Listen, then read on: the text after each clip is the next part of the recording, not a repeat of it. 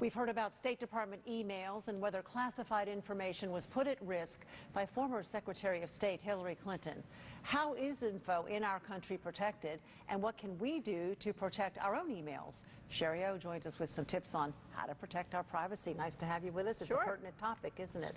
Let's recap very quickly what happened with the State Department email situation. Sure. So obviously this has been made into a political issue for obvious reasons. But if you peel behind the rhetoric, Roxanne, what it's really about is the use of email addresses and servers and record keeping of those emails, as well as the security of those emails. So the Federal Record Act actually requires that all federal communications copies be maintained of those. The thing is, it was only recently revised to cover emails sent from personal email addresses. And we know that, for example, Colin Powell, Condoleezza Rice, and probably a series of former government officials have used their personal email. So this really, like you said, begs the question, what about the security of our own emails? Well, which leads me to that question. How do we protect our own emails and make sure they're safe? Sure. Well, fortunately, the major email providers, Google and Yahoo, have decent security. You can also, of course, get security app to overlap that. The big issue is making sure your settings are current and also that you update that software.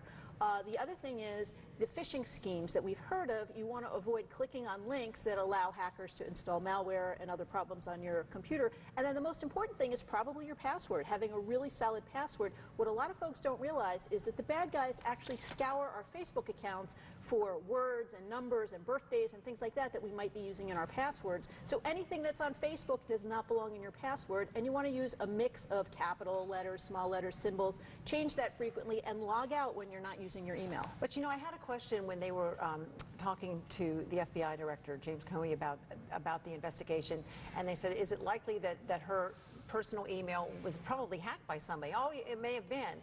But I'm thinking, I'm sure even her personal email, the Secretary of State I'm referring to when Hillary Clinton was Secretary of State, that if hers wasn't protected, how often are our personal emails just hacked? Big time. And when we go and send important emails on our cell phones, we're actually sort of going into the dangerous territory, especially on Wi-Fi's. It makes it easier for the hackers to get in. And so two main schemes you want to be aware of there is something called man in the middle, where you get a text message that looks like it's from your service provider and they're asking for permission to do something. Do not respond to that. And the other biggie is malware that's embedded in apps. So you want to avoid any apps that aren't from a known vendor, any free apps, any knockoff apps, that type of thing. Yeah, because the cell phone, that's dangerous territory, isn't it? I mean, you're more really dangerous than the computer. The thing is, you're going to notice your cell phone working slower for downloads. You're going to notice texts and emails getting delayed. Those are red flags. Lots of important info, Shari. Thank you for your time. Sure. Felicia will send